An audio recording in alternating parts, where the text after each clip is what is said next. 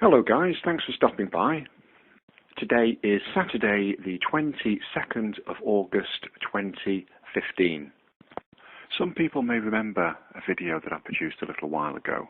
It's now deleted, but it was on the subject of your home and the ownership of your home, more specifically. I think it's time to recap, to go back over that, some very important points that were raised, and also to link that to what does seem to be an agenda that all of the Western nations are currently following, and that is the weakening leading to the eventual planned removal of individual property rights. All of the issues surrounding property rights and home ownership and so forth are very important on an individual level, but they're also extremely important on a societal level. Most people who visit this channel will at least be aware that there is a United Nations agenda that's been signed off by all the developed nations called Agenda 21. Many people who visit this channel will also be aware that many United Nations agendas are not coincidentally either very similar to or almost exactly the same as New World Order agendas.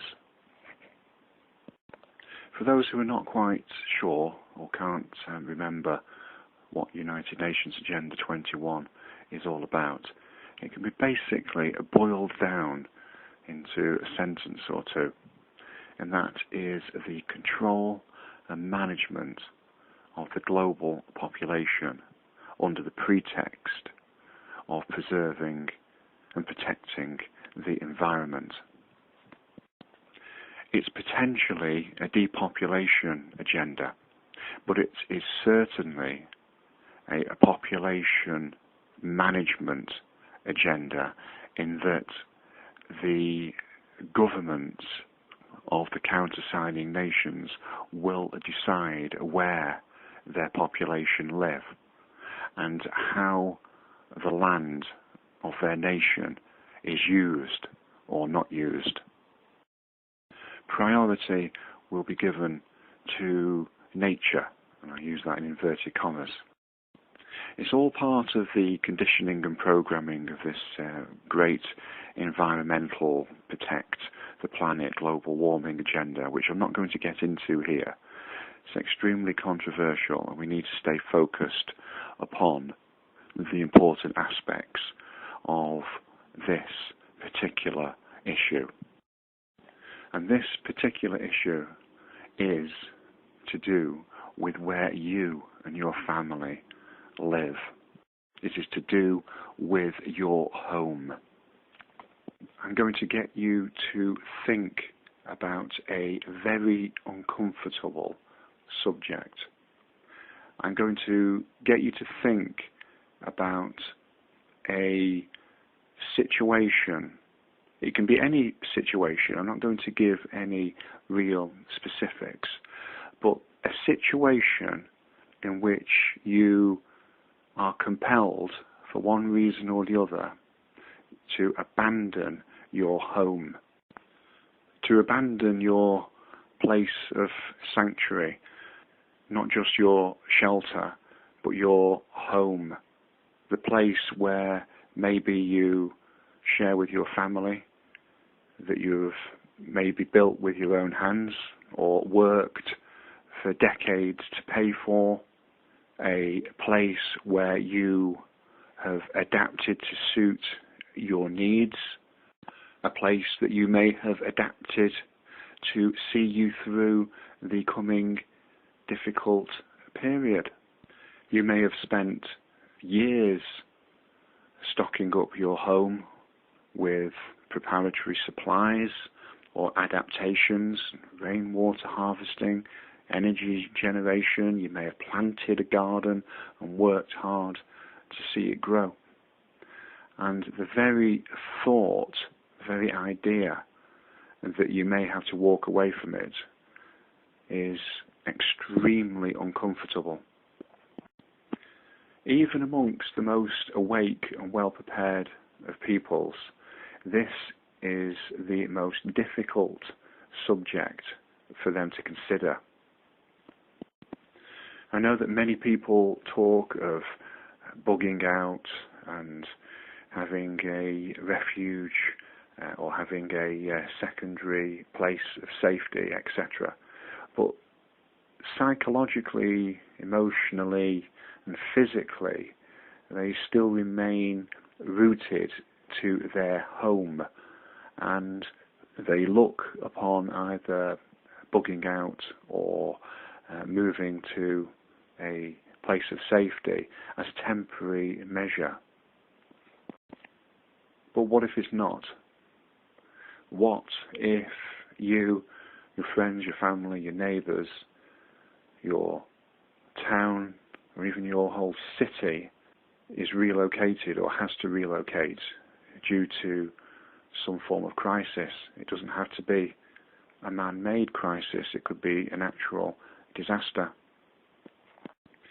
Just look around the world today and there are millions, in fact tens of millions of people constantly on the move.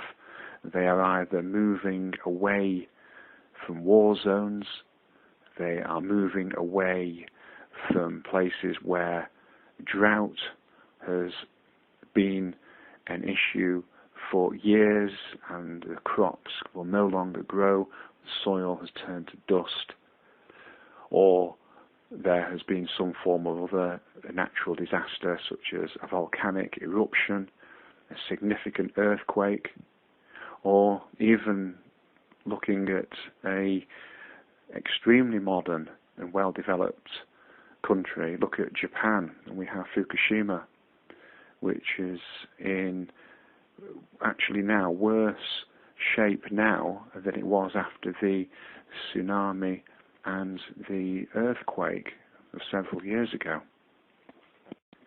It won't be long now before there is an issue with Tokyo, and people will probably find themselves either feeling compelled to move themselves, or they may be forcibly relocated by the government.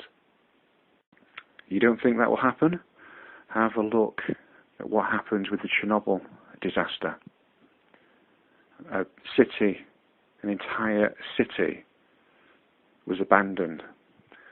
The government sent in the troops and he gave people literally hours to pack their bags, to load their cars and go, never to return again. I'm sure that we could all think of many scenarios where we may have to abandon our home. And we could probably go quite deep with this and get very heavy. But what I'm going to do in this video, I'm just going to take it easy, I'm going to take it steady, and I'm going to just identify the most likely reason I feel that you may find yourself without a home, you may find yourself homeless. And that is due to the harsh economic reality of the times that we currently live in. It should be clear now to everyone who is awake, and that will be everyone who's taken the time and the effort to click and listen to this video, that the economy in the West is not getting any better, and it's not likely to get better in the near term. In fact, it's likely to get much, much worse. Even though this is an uncomfortable subject, even though this is something that few people would willingly want to sit and ponder, doing so now will save you significant emotional and psychological problems later on if it is forced upon you and you have never considered the implications. So if we leave nuclear power plants melting down and natural disasters, droughts, earthquakes and volcanoes and whatever out of the equation for the purposes of this video, just to try and keep it short and concise, and we just concentrate on the economic issues, let's just consider our own vulnerability to a personal economic shock. Now, this might sound like a strange or even a bold statement, but there are more people in the rich West who are closer to being homeless and living on the street than there are in the East. And that's as proportion, obviously, it's a percentage, not as raw figures, because most of the world actually live in the East. But it's because we have this great illusion of wealth in the West that people think that they could never be poverty-stricken, they could never lose their home, they could never become homeless, and certainly never end up on the street.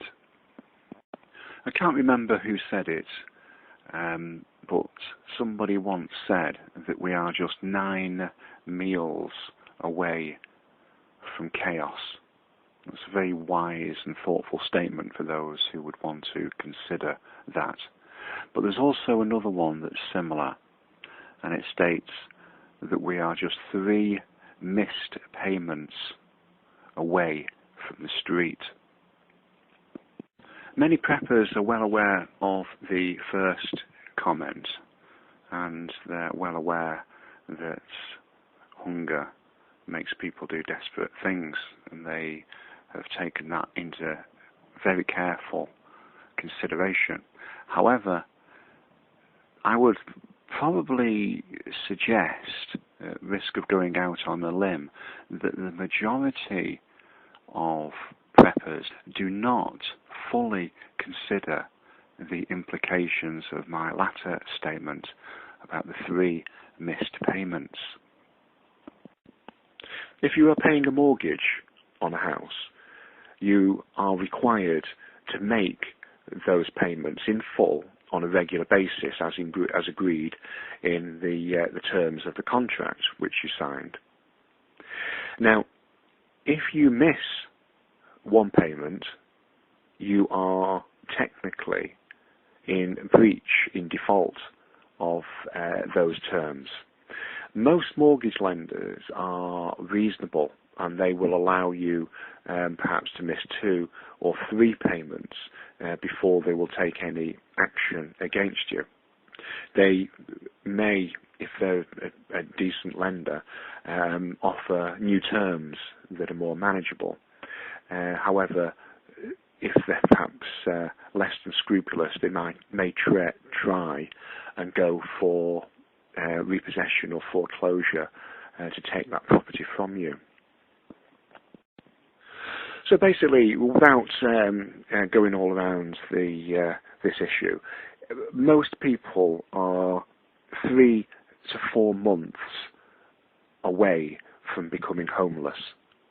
You miss 3, perhaps 4 payments on your mortgage, and that house will be taken from you. Your belongings will be put onto the street, the locks on the doors changed, bolts put on all the windows and doors, or even the house boarded up, and you will be denied access to that. You will lose any legal title to that property because it wasn't yours to begin with. It was mortgaged. It was owned by the bank who lent you the money to buy it. If you're renting a property, pretty much the same thing. You miss a couple of payments, you miss a few months' rent, and the landlord will be through your door, whether you like it or not, and your stuff will be out on the street. Some countries, some states have more stringent legislations than that, and they have to go through legal process. But fortunately, some people will find that the landlord retains the right of access, has a key to the house or the flat, the apartment, can let himself in, can remove your goods, can lock the door, change the lock, deny you access, and you find yourself homeless. So I'm going to dwell on that, and I'm going to make that point. In fact, I'm going to labour that point, because if you're busy prepping, if you're busy preparing for when the economic collapse hits you, but you haven't considered that you may actually lose your home, then all of those preparations that you've done, all of the preparations that you have, are going to be lost. Consider that, especially if you have invested significant sums and time and energy into adapting your home. Say, for instance, you've spent time and effort, possibly many years even, planting a kitchen garden that will produce food to supplement you and your family during hard times. If you have gone to the trouble of putting in a rainwater harvesting and collection and storage facility, if you have gone to the trouble and expense of digging a well, if you have hardened your house in some way, or even if you have simply filled a spare room or a garage with supplies, equipment, food, and whatever you think you may need to help to see you through a difficult period. Well, if you lose your home, you're not going to be able to carry those in a backpack. You're not going to be able to put them in a shopping cart. You know, you must think about this. The best preparation that you could have for this economic collapse, in my opinion, is a safe and secure home environment, one that is bought and paid for. Now, I appreciate that is a dream for most people, to have their own home paid for outright and to actually hold full title to that property, as opposed to just some form of lease or shaky agreement. To actually own your own property, for many people I know, is a dream. And I'm not trying to suggest that the only way that you're going to get through this is to have a home that is paid for outright. I'm certainly not. I'm just saying that is the ideal situation. I'm just trying to give a little bit of benefit of my own experience here as well. Some people may be aware that I lost my home, I lost my car, pretty much all of my possessions, and ended up going from the middle class straight down through the floor of the working class and into the underclass quite quickly. I had taken steps to make preparations. I'd even held some precious metals, which sadly I no longer do. It had to be sold to pay for life's necessities. But even though I don't own my own home and I am in a fairly vulnerable position, I still plan on making it through the worst of the coming collapse. I plan on making it through to the other side. You can also make it through, even if you don't own your own home, or even if you're renting. You can get yourself through by analysing your individual circumstances and situations and ability to meet your obligations and payments. Those with mortgages to pay and those who have regular rent to pay may consider that they may need to keep several months of payments in cash held safely close by, that they can make their payments and meet their obligations. They may also want to consider, if they have the means, to also store some additional means of payment in the form of precious metals. So should there be a hyperinflationary currency event or a complete economic reset where the nation's domestic currency is recalled and a new one issued, they can convert their precious metals into the new currency and continue to make the payments on their home or meet their rental obligations. I'm not giving any financial advice, I'm just giving a little bit of assistance in terms of thinking about these things. I know on the face of it, it's simple, basic information. It may even be classed as common sense. But you look around and, you speak to friends and family who otherwise intelligent people, and how much food have they got stored? Do they always look left as well as right when crossing the road? All these things are classified as common sense, yet, we don't always do them, don't always consider it, we don't always think about it.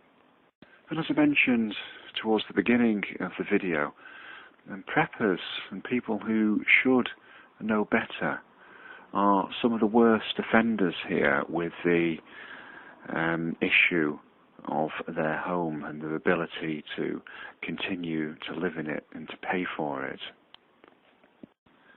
I know that some preppers think that they, can ride through the collapse and then they'll deal with the payments later when their stack of precious metals has been revalued upwards and so forth.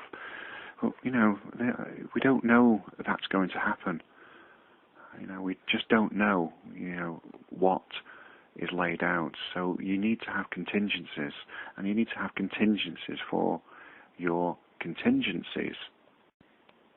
And the making of payments during the worst of the collapse, that is something that, we all need to consider. Maybe I ought to call it prepper's block when it comes to, the home issue, because it's something that they just don't want to consider. I found that's the hardest issue when I've spoken to people. Even if you think you already know it, it's important to recap and just to remind yourself that if you are paying a mortgage or rent and you are reliant upon a job to meet that rent or mortgage payment, then you are vulnerable. And, if the economic collapse continues to worsen, which it will do, when it reaches you, and if you have your income cut or reduced in some way, how vulnerable then are you to becoming homeless?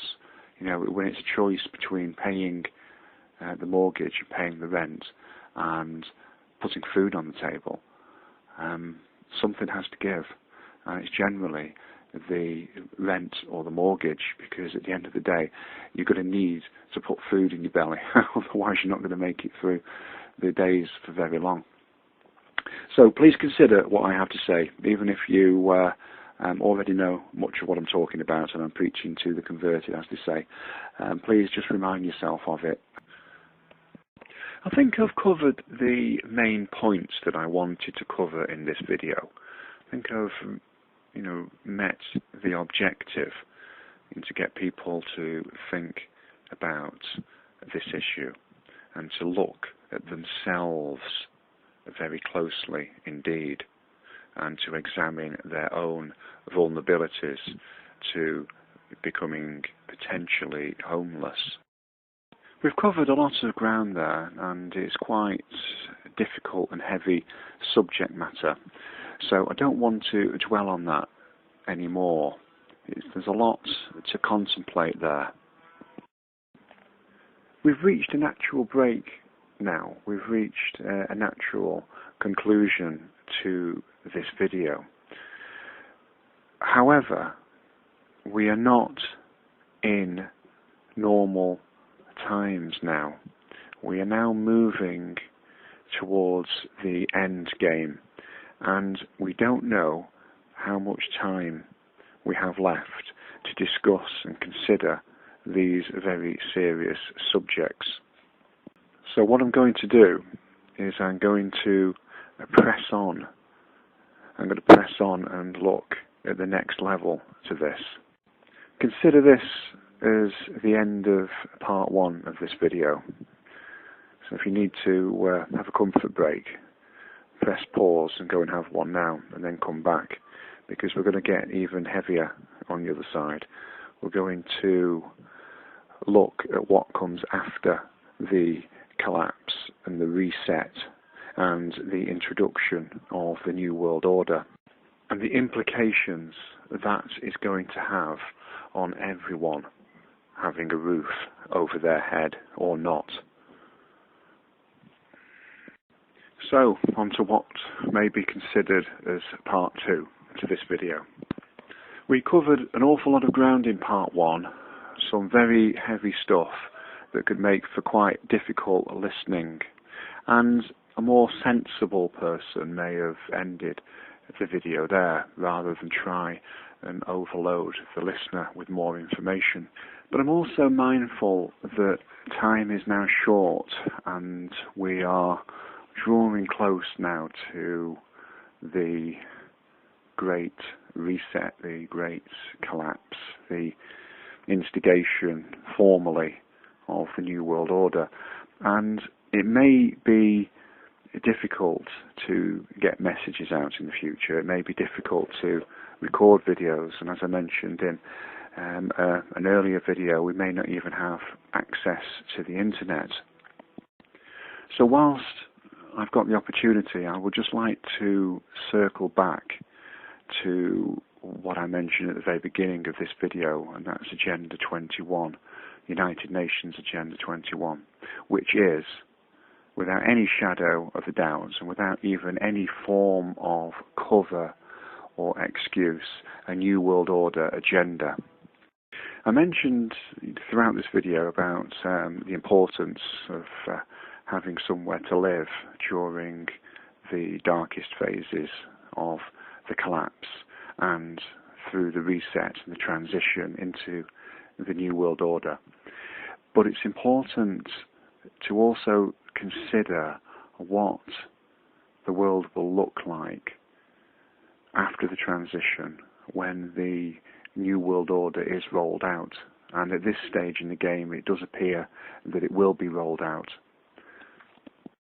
United Nations Agenda 21 ties in very cleverly, it's no accident that it does this, with older agendas which are linked to the much, much older New World Order agenda. And as I mentioned, part of that is to remove the ability for the ordinary person to own land or any form of property.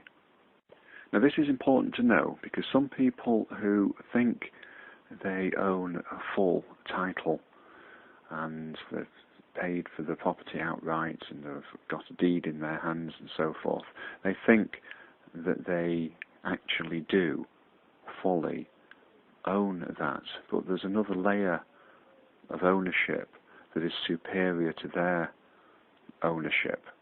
And you need to be aware of this to see where this United Nations Agenda 21 is going and how the New World Order are going to manage populations.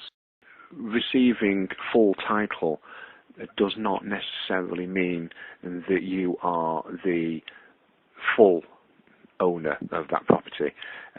You will find it doesn't really matter whether you're in the United Kingdom or the United States or any other Western nation. You will find that the state will actually have ultimate ownership of your property and the land beneath and around your property. You need to be aware of that. You need to be aware that the state has ultimate control over the land, even if you actually think you own it and that you hold some form of property deed. In some countries and some states, it's more obvious. For instance, if you want to change the use of your home, or you want to build an extension, or you want to make some form of alteration, you will have to ask the representatives of the ultimate owners, i.e. the local government, the council, whoever, the state authority, for permission to do something with what is ostensibly, on the surface at least, your own property. That's the first indicator that you may not own what you think you own.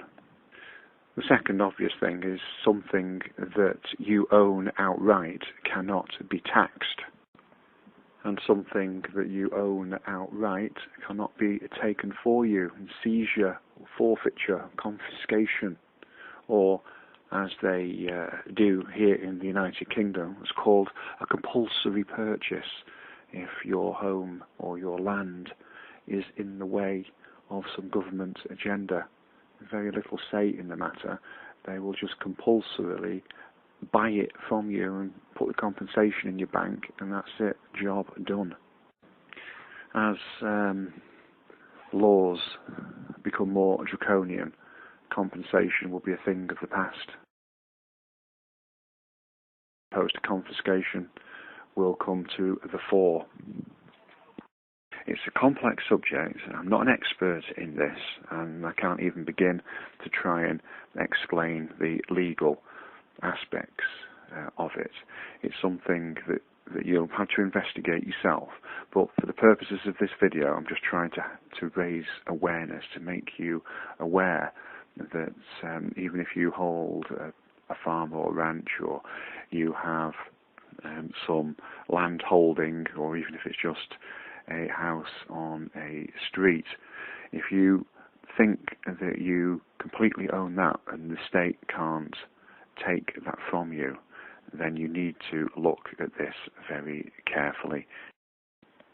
And United Nations Agenda 21 has given all of the Western nations tremendous power to move entire groups of people, to evict people from towns, to evict people from even entire cities, and to set them up in new towns and new cities, or even existing cities in high-rise blocks and very cramped and limited accommodation elsewhere.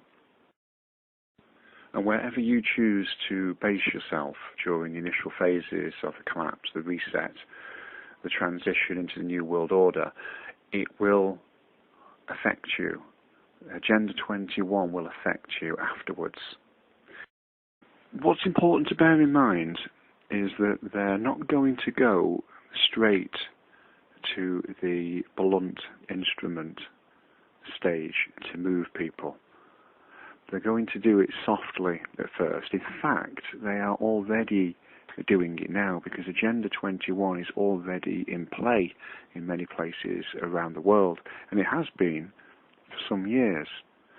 They're already laying the groundwork for the movement of people from rural areas, and particularly national parks, or areas close to national parks, but any significant rural area. It's already in play to get people to voluntarily move. And I'll give you an example, for instance. Now, thinking at the top of my head, so excuse me if I miss a few of the steps out, but say, for instance, the government wanted to clear a particularly interesting part of a country that was rich and diverse in minerals and materials and nature and animals, and they decided that they wanted humans out of the area. So, using these environmental protection laws and legislations and acts that we all have now, and we're all encouraged to support, because who wouldn't want to protect the environment? Who wouldn't want to look after the poor little animals? All of these acts, laws and legislations slowly work together. And let's just take heating, for example.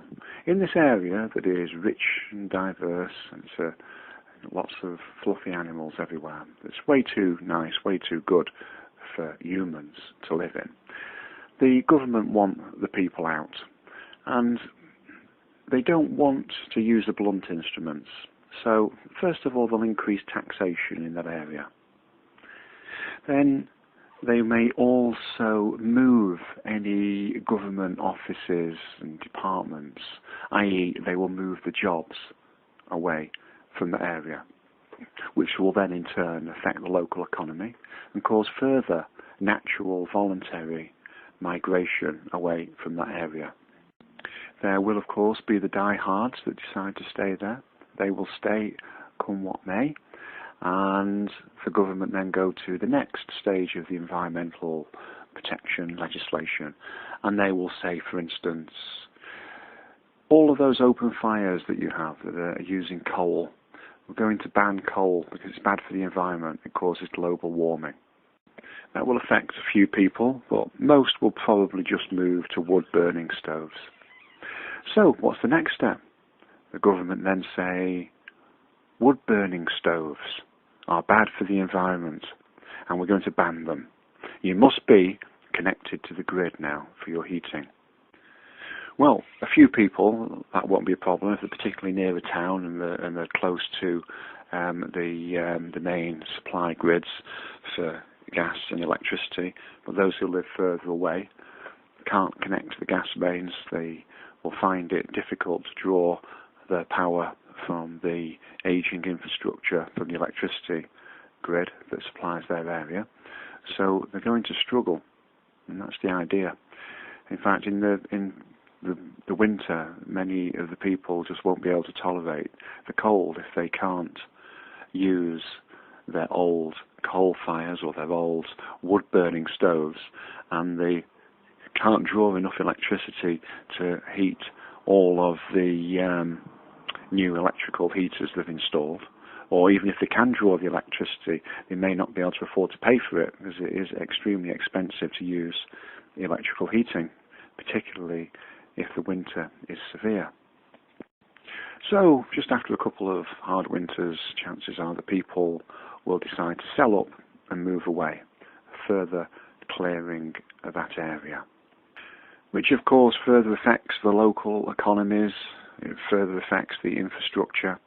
There's no incentive for anybody to maintain the roads and the infrastructure as well as it was in the past. The shops start to close, the supply lines for basic resources now to that area become stretched, and it makes life there very hard. Young people move away, and the population that is left is the aging population, and once they die, that area will not be reoccupied and it will be effectively cleared. And that's how these simple things work. I just gave one example of heating. Imagine, with all of the power, with all of the mechanisms that a state has available to them, just how easily they can affect the mass migration of peoples just by changing a few rules. And I'm bringing this up and I'm stressing this because it is all related to the issue of keeping your home after the great collapse and the reset which is coming. We discussed in the earlier parts of the video about payments and so forth and getting you through that with a roof over your head. But we do need to discuss what comes on the other side. And it's not going to be like it is now on the other side when the New World Order is in full swing. If the governments can affect such change now, if they can impose their will upon people to the extent that they do now, and they're not even, tightening the knot, they're not even tightening the noose around us, then just imagine what they can do when the gloves come off and there's no pretense anymore that they have to follow certain laws and legislation and human rights. That you can realize just how dangerous and insidious the United Nations agendas are when considered against the New World Order agendas and the situations that we currently find ourselves in around the world today. When that phase is initiated, it will not matter if you hold full title to your property. It will not matter whether you are up to date with all your payments. You will be moved.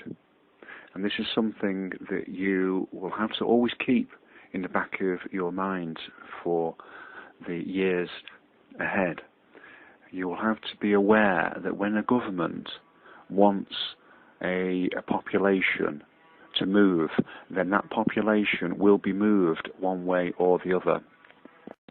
What I'm trying to say here is, do not expect to be living in the same place, the same home that you are living now in 10 years' time. The world is going to be a very, very different place.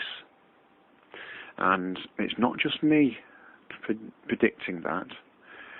If you go over to the Deagle.com website, which regardless of what they try and say, it is linked to people associated with the New World Order, their population projection for 2025 shows massive migration of peoples from the West and massive depopulation, combination of natural die-off, reduced births, and migration to other parts of the world.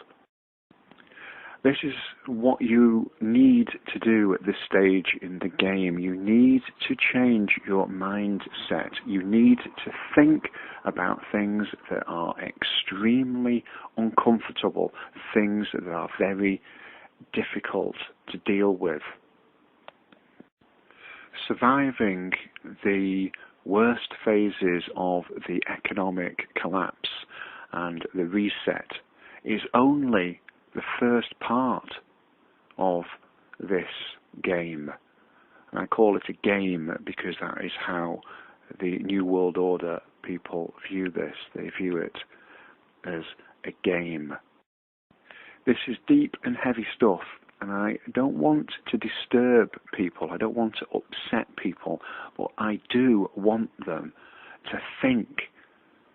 We're getting towards the phase now that we have all been preparing for and that we've been warned about for a long time.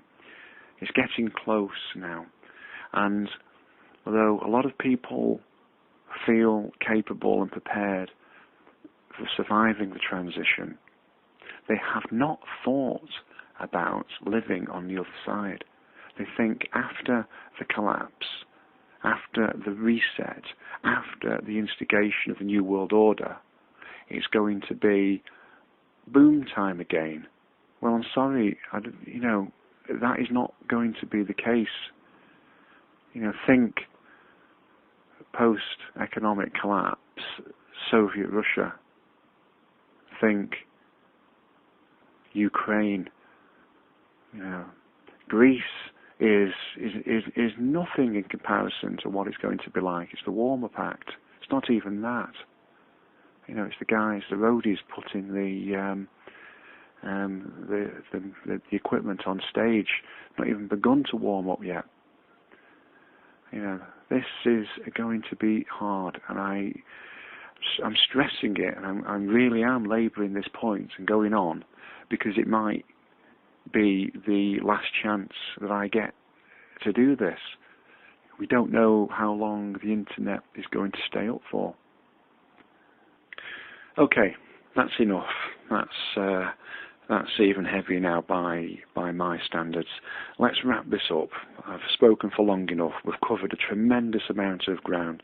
We've got at least 2 videos in one here, possibly even 3. Let's wrap it up. I thank you for listening to this. I do appreciate it's been difficult to listen to. It's been difficult to talk about this stuff, to be honest. It's not easy for me to put this onto tape, to record it. But it needs to be said. There's not enough people out there getting the message across that surviving the collapse, the transition and the instigation of the New World Order is just part of this. It's just part of the story. It's what comes after. And I hope I've at least seeded a few minds to consider that if you haven't already. So, thanks for listening, and until next time, take care.